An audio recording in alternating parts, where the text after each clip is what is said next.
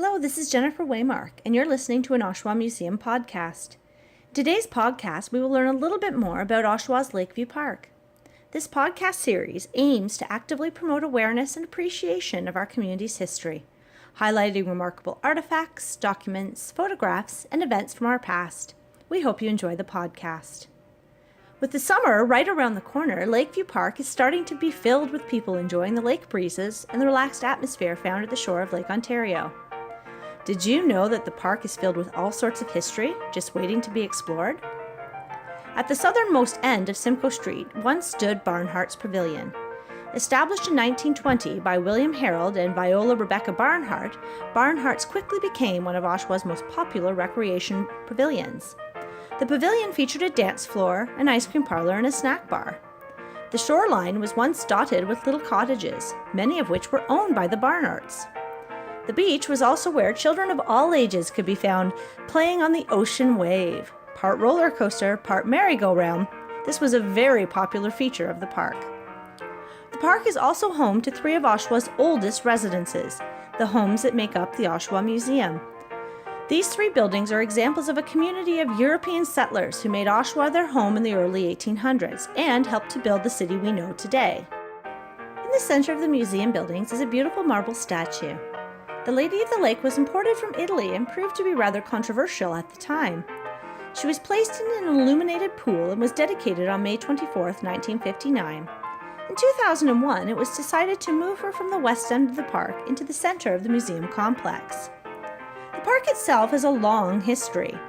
Once the homestead of some of Oshawa's earliest residences, such as the Henry family, it was a gift to Oshawa from General Motors in 1920. The land was deeded to the town of Oshawa for $1 with only one restriction, which was that the land was to be used as a public park for the citizens of Oshawa under the control of the Council and Parks Commission. The firm also forwarded a check for $3,000 to cover initial improvements and another $6,000 for a suitable park playground. The park officially opened in late September 1920 by Mayor Stacy. Music was provided by Oshawa bands, and the Oshawa Railway Company provided free transportation to the park. In 1924, attempts were made to start a zoo in the park. George W. McLaughlin provided a number of buffalo from Wainwright, Alberta, that were confined to an area northwest of Henry House. They were there until 1931, when the herd began to look somewhat weather-beaten, and the odor from the animal pen became offensive to those using Lakeview Park.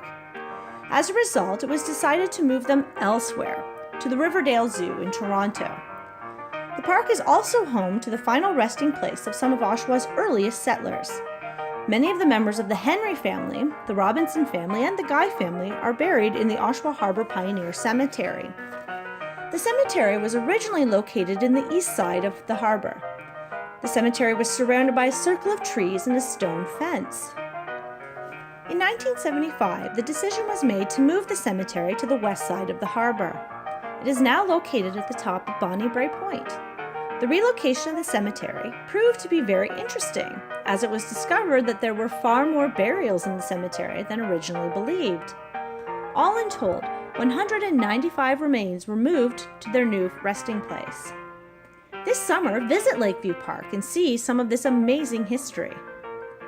This has been an Oshawa Museum podcast. Thank you for listening. If you enjoyed this video, be sure to check out our other historical video podcasts and subscribe to our channel.